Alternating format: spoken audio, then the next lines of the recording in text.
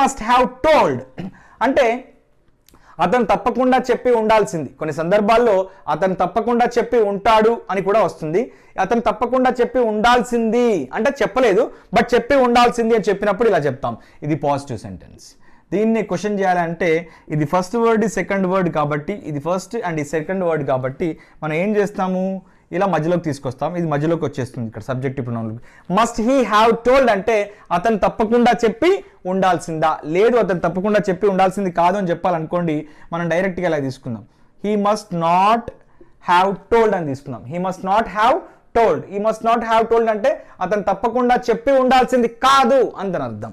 ఇప్పుడు ఈ హెల్పింగ్ వర్బ్లో మనకు 3 పదాలు తీసుకున్నాం ఇక్కడ. ఇది ఫస్ట్ వర్డ్, ఇది సెకండ్ వర్డ్. అప్పుడు ఏం చేద్దాము, ఈ సబ్జెక్టివ్ ప్రొనౌన్ తీసుకెళ్ళి దీని మధ్యలో పెడితే ఏమవుతుందంటే అప్పుడు సింపుల్గా ఏమవుతుంది అంటే must he not have told.